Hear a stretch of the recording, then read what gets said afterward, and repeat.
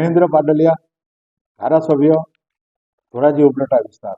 ગઈકાલે ધોરાજી ઉપલેટા વિસ્તારના પૂર્વ ધારાસભ્ય શ્રી અને જિલ્લા કોંગ્રેસના પ્રમુખ શ્રી લલિતભાઈ વસોયાએ નગરપાલિકાની આ વખતની સામાન્ય ચૂંટણીમાં કેટલાક કોંગ્રેસના ઉમેદવારોએ જે ફોર્મ પરત ખેંચ્યા છે અને એમાં ભારતીય જનતા પાર્ટીની 5 બેઠકો ઉપલેટામાં બિનહરીફ થઈ છે. એ બાબતે કેટલીક આક્ષેપો કરેલા છે.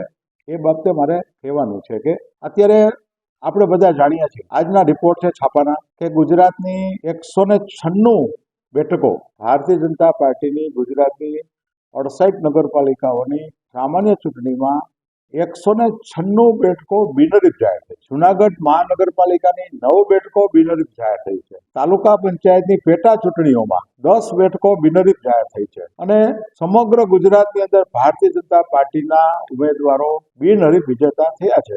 આજે કોંગ્રેસ વેર વિખેર થઈ, એની સામે લોકો સ્થાનિક સ્વરાજની અંદર જે કાર્યકર્તાઓ કોઈ પણ પક્ષમાં લડતા હોય એની વિષય એક જ હોય કે એ કોઈ પણ નગરપાલિકાના માધ્યમ દ્વારા એ સ્થાનિક સ્વરાજમાં સેવા કરવા માંગતા હોય તો એને ખ્યાલ આવી ગયો છે કે ભારતીય જનતા પાર્ટીના નેતૃત્વમાં કેન્દ્ર અને રાજ્ય સરકારની વિવિધ યોજનાઓ, કલ્યાણકારી યોજનાઓને કારણે વિકાસ થવાનો છે. નગરપાલિકામાં ખૂબ વિકાસ થવાનો છે.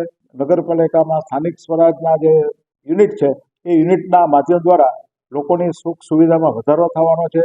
તો સ્વાભાવિક જ અત્યારે કોંગ્રેસના ઉમેદવારોનો એક મત બન્યો છે કે કોંગ્રેસની અંદર રહી અને કોઈ પણ વિકાસ થઈ શકવાનો નથી અને બધા કોંગ્રેસના આગેવાનો ભારતીય જનતા પાર્ટીમાં જોડાઈ રહ્યા છે.